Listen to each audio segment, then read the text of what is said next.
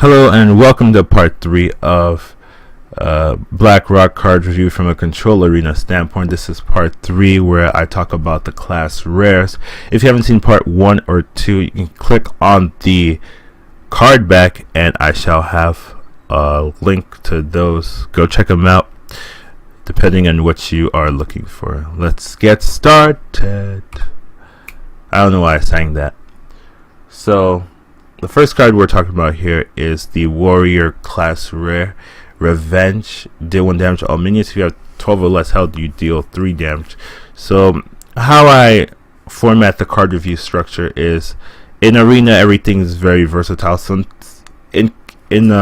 constructed it's more controlled and you can kind of get the same outcome very consistently, but in Arena you just don't know what to expect. You don't know when the cards are going to trigger for their full benefit. You don't know if the cards are going to trigger for half of the benefit. So I try to find cards already existing, if I can, that are at the low end of the spectrum or the high end of the spectrum or mid end of the spectrum, and see and let you compare how useful this card can be at its very worst and how effective or powerful this card can be at its very best. And I also talk about synergies, how these cards synergize with other cards, neutral or class, at the end.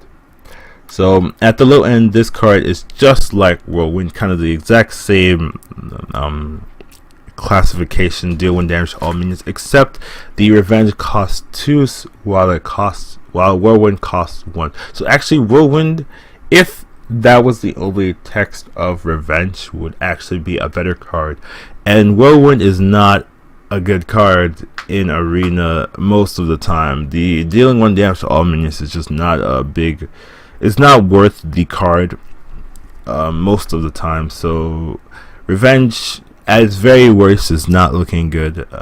Hopefully the 12 or less health, deal 3 damage is good enough, but the issue with that is that's very inconsistent. The having 12 or less health, you are already behind, you're already set back, and in Arena they already have a really big board, but that is when the desperation play should come out. So maybe Revenge might actually be very useful in a specific type of Arena drafting style, so I'm not sure yet. In the mid end, I think this card is very similar to Blade Fury. Blade Fury deals a versatile number of damage depending on what your weapon's attack is, and Revenge deals a versatile number of damage depending on what your health is, and it's very easy to deal. They both cost the same. It's very easy to deal 1 damage with Blade Fury. It's very easy to deal 3 damage with Blade Fury. So I think this card is a good example of what you might be looking for when you pick up Revenge. Are you looking for a Blade Fury type card, or are you looking for something a little bit better, something a little bit worse? And then last but not least, on the high end, this card is just like Hellfire. Deal 3 damage to all the minions. Hellfire includes the heroes. Revenge does not, so that's interesting. But overall, it has pretty much the same dynamic, the same effect. You deal 3 damage to all the minions on the field, and Revenge costs 2 less, which can be very interesting, very useful. So we'll see. It's hard to predict how effective and how good cards are going to be. I think this card's going to be useful in the right decks, but not for every type of deck, and definitely not for the control Arena type deck where health is very important and taking damage unnecessarily is ill-advised.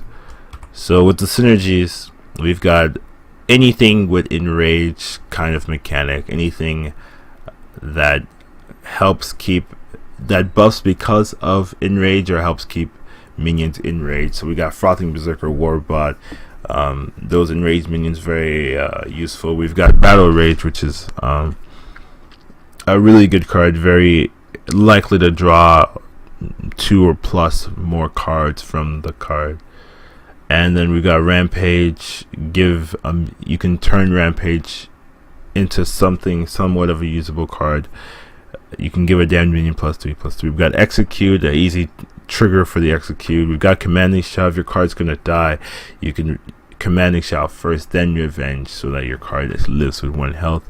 And we've got Crush. If card is damaged, if you have a damage minion, it costs only 3 mana. So Revenge can be an easy way to trigger a damage minion to crush the opponent. Next up, we got Lava Shock. This card deals 2 damage and does something completely new. It unlocks your overloaded mana crystals. I think that's a really cool effect. I'd like to see how this card gets used in the arena and constructed meta. On the low end, this card is just like Demon Fire. If you have no overload mana crystals, you just deal 2 damage to a minion. And then Demon Fire has that extra effect. Sometimes it triggers, sometimes it's more useful, sometimes it's less. Same thing with overload. Sometimes the overload is going to be useful and sometimes it's not.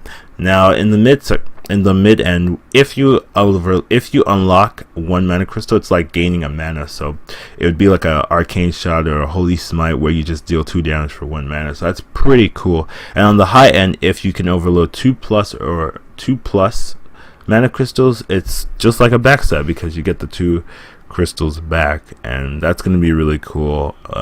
Lava Shock can be a really top tier card if used effectively and used synergistically, and it synergizes with a lot of things. There's actually too many things to put on there, so I put them into like specifications. We've got Earth Elemental, Overload 3, easy way to gain a lot of mana, a lot of tempo, a lot of mana crystals swinging right back. We've got Lightning Storm, Overload 2, easy way to make it a backstab. You Lightning Storm, you Lava Shock right afterwards. We've got the new Fire Guard Destroyer, very powerful card. The Earth Shock's gonna fix the overload mechanics of those minions with just 1 overload. We've got weapons that can be used in conjunction with the Lava Shock to unlock them. We've got as well the totem. The spell damage totem is also a very good card, as it will increase the damage of the Lava Shock as well as unlock the overload mana crystals. This is a card that I'm really looking forward to see how people use it up and what changes in arena due to this card's existence. Next we have Dark Iron Skulker.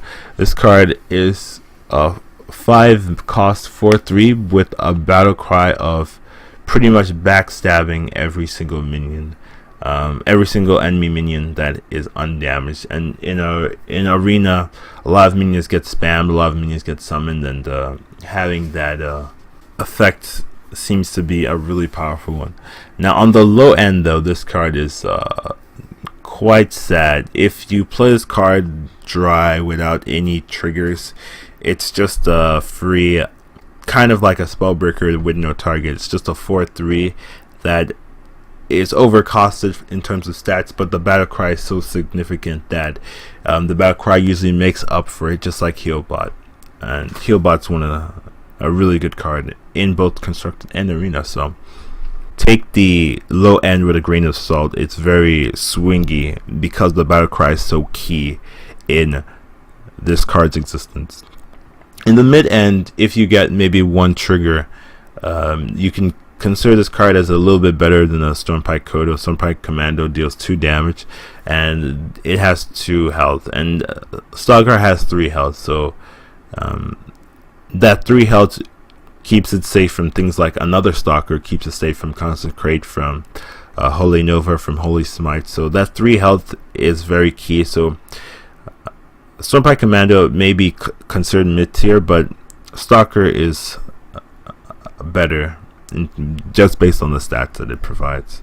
And then on the high end, this high end is ridiculous because you can get upwards of a free Consecrate, making this card a 1 mana 4/3 with Consecrate added on to it. So if this card is used correctly, it can really swing the game around, really cause a large tempo gain, and the best rogues will use this card to its fullest efficiency. So now the synergies with this card are bad opponents, because once people get used to the card's existence, people are just going to play against rogue like they play against paladins. They're not going to spam the field with 2 mana minions because they know the threat of the Dark Iron Skulker could completely swing the game around and give the rogue the chance it needs to come back. So maybe new players are not going to know about every single card in the game. They're just going to spam their cards, and then they're just going to get eaten up by the Stalker's battle cry of backstabbing every single thing that it sees. So There's no actual synergies, but I wanted to put some in there, so I decided that bad opponents are mostly going to be what this card synergizes with. So it's up for interpretation, I'd say. Next card we have Dragon's Consult, which is a really cool dragon card, giving paladins leeway into dragon synergy in control and arena. And it's a very solid card, 5/5 for stats. I put the low end as a siege engine because it was the only 5/5 for 5 that I could see, with the effect that sometimes doesn't really do much. Having 6 attack or 7 attack doesn't really change too much of the outcome. So if you have no dragons in your deck at all, it's going to be kind of a siege engine, just a 5/5 for 5 most of the time, and that's pretty good. So don't be afraid to pick this card up because the low end is quite high. On the mid end, it's going to be like a repair bot, where the battle cry sometimes has a really good trigger and really game-changing trigger. The repair bot, if it hits a mech, can be really game-changing. Same thing with the Dragon's Consult. If you get that dragon and you play that dragon, it can be really game-changing. And if you have a deck that has a lot of dragons, a lot of useful things, it can be very powerful. It's like counter-innovating yourself because you get the free dragon to play. So you can almost look at this card in the highest end as a King Mukla without the drawback of giving 2 bananas, because you summon, you save, you innervate out the new card. So it's like playing a 3/5/5 and then having that innervate on reserve for your next dragon to play. So it's going to be a really good card if used correctly. I'm excited to see how it's used in arena. And there's a lot of synergies. There's a reasonable amount of synergies with this card. You have the Blackwing Corruptor and Tactician for the dragon synergy with the neutrals, and then you have any dragon. I put Fairy Dragon because it can be played immediately right after the Dragon's Consult. Since it's 2 costs, it's going to be free, so you play Dragon's Consult, you play Fairy Dragon.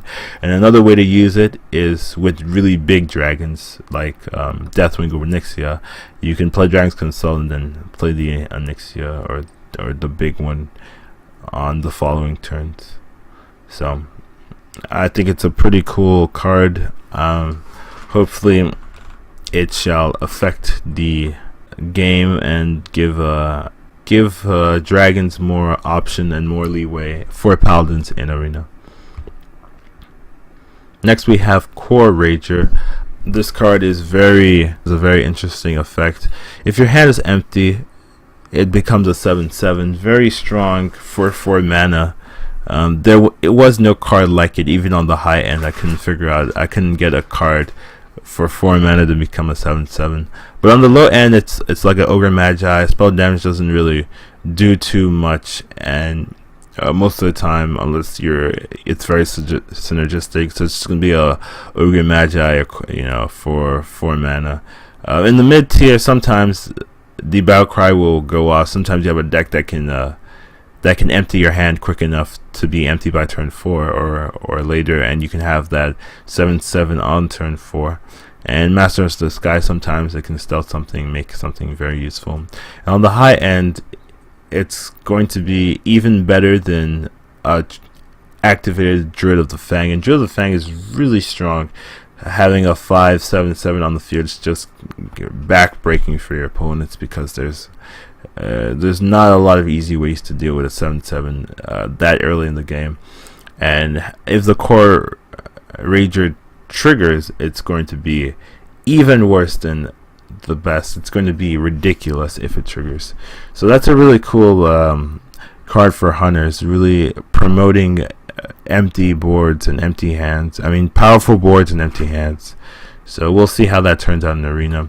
A lot of synergies. It synergizes with Quick Shot, emptying the hand. It synergizes with itself if you play this card and then draw another one you played with the kill and then at the end it has a lot of beast synergies with the Kill Command, Houndmaster, Hyena, Rhino, King of Beasts, and Bestial Wrath. A lot of beast synergies that all Beast Hunter cards get. This card is no exception. Then next we have Volcanic Lumberer. Very nice taunt, cost 1 less for each minion that died this turn. So it was extremely hard to get a low end of this card because there is no card quite like it. There is no 9 cost 7 9 9 8 or anything with taunts, so I just picked a big 9 cost minion to compare with, and it's like a Thermoplug. Thermoplug has that 7 health, and a lot of opponents want to deal with it in arena, especially, right, to make sure that it doesn't get those free leopard gnomes. So it's going to be kind of a similar card. If you top deck the lumber and there's nothing on the field, you can just play the card and see what your opponent has to deal with it. On the mid end, it's going to be quite like Ironbark, right? Ironbark's been a staple, a very powerful card. Less removal means less ways to instantly deal with the taunts. So you play you maybe trade up, and maybe cost 7 or something. You play it, and Ironbark does the same way. Has the same function that just stops your opponent from dealing with your health. And then next up, we've got the Earth Elemental. If you maybe trade 2 or 3 minions, you can drop the Lumberer quite early and really affect your opponent and how they deal with those minions. Anytime Earth Elemental drops early, it's just game breaking, because it's, unless you have an answer, there's no easy way to deal with something like that. And I feel Lumberer is going to have that same effect in the arena meta, just going to be really, really hard to deal with. So that's nice to see. And this card synergizes just like the other cards that have 1 less for each minion that dies to the turn. In arena, you would pick the cards that summon extra minions a little bit more highly, because they can combo well with this card. And as well as any removal also just synergizes quite well with this card, being able to take a lot of minions out and then drop the big taunt. Next we have Demon Wrath. Deal 2 damage to all non-damage minions. Pretty interesting card. A lot of use in Warlock. It's nice to see some Warlock love in the new expansion. On the low end, if you're desperate and you really need to take out that Reckless Rocketeer or something, you can play Demon Wrath and have it be kind of like an overcast, a Holy Smite, but that's going to be a rare case, so I wouldn't worry too much about the low end of Demon Wrath. AoEs are a little bit special because the low end can be quite bad, but the potential of the high end is what really makes cards great. And in the mid end, it's kind of like a Lightning Storm a little bit. They both cost 3, kind of. Lightning Storm costs 5, but Demon Wrath does a little bit less. There's just not that many cards that deal 2 damage consistently and cost that 3 health that I was looking for. And on the high end, it's going to be a cheaper Consecrate. The opponent plays a bunch of non-demon minions, most likely because they're not in the Warlock class, and then you just Demon Wrath, take out a lot of them, and then use your minions to finish them off if needed. So it's going to be a really interesting card. Hoping to see what they do with it in the arena. And a lot of synergies. It's got some synergies with the eggs. The eggs can be triggered off of the Demon Wrath, since they're both not demons. And then it has synergies with spell power. The Azure Drake. Actually, this Demon Hearth is supposed to be Blood Mage Thalmos. I wonder if I will edit that in the post editing, but that Demon Heart's supposed to be Blood Mage Thalmos. And then it also has synergies with AoEs. You can play Demon Wrath and Dread Inferno and make it a deal 3 damage to all non-demon minions, and it looks to be a pretty good card in arena, hopefully. The next card we have here is Flame Walker. This card, after you cast a spell, deals 2 damage randomly split among all enemies. A very interesting card, not the strongest. On the low end, it's like an Illuminator, just a 2/4 for 4. If you don't have a deck with a lot of spells, it's not really going to trigger. It's not going to be that good of a card. On the mid end, where you have a couple spells, sometimes in some games it's going to trigger, sometimes it's not. And on the high end, where you have a deck with a reasonably powerful amount of spells, it's going to have it's going to be like arcane missiles, where you play a spell, you get 2 extra damage, you play another spell, you get 2 extra damage. You can't control the damage, but it is there. And it's going to be an interesting card, a very versatile, very fluctuatingly strong card based on the number of spells you have with the card and what type of spells that you do get. With the synergies, there are really good amount of synergies, a reasonable amount of synergies. Any spell pretty much from the mages can be considered synergies, but I like to put out different types of cards, different types of concepts. You can have big AoEs and then have the Flamewalker maybe finish off the job if there's something standing. You have arcane missiles. You can play some arcane missiles and then have some extra arcane missiles just to mess with your opponent. That seems fun to me. Sorcerer's Apprentice, also to make the spells cheaper, you can combo with that with a Flamewalker. Any draw, the draw would trigger the Flamewalker, as well as maybe drawing to some more spells to trigger the Drawwalker again. You can Echo of Medivh, the Flamewalker, getting another copy, maybe to have 4 or 6 damage randomly split.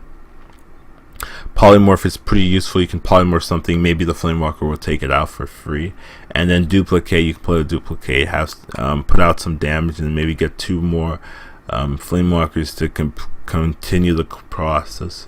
There are a lot of synergies to be done with Flamewalker. Interesting to see how this card turns out. And finally, we have Resurrect, summon a random friendly minion that died this game. I thought this was a very interesting card because the low end to high end, the cards progressively cost less, in my opinion. Where in the low end, this card's kind of like a mind games. Maybe you have a deck where you can't really predict what type of cards were in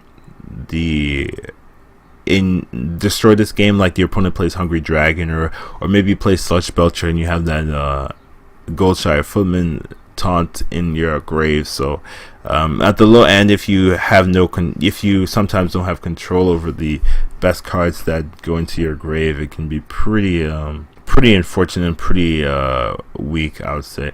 In the mid end, where if you have a reasonable amount of control and you have a reasonable amount of deck, it can be like playing Mirror Entity, because you are not 100% sure what card your opponent's you're going to get out of the Resurrect, but you can be pretty confident that it's going to be a respectable one. And that's the same with Mirror Entity. You're not sure 100% what type of card your opponent's going to be dropped, but from judging from the deck and judging from the turn when you played, you can be pretty confident it's going to be of respectable quality.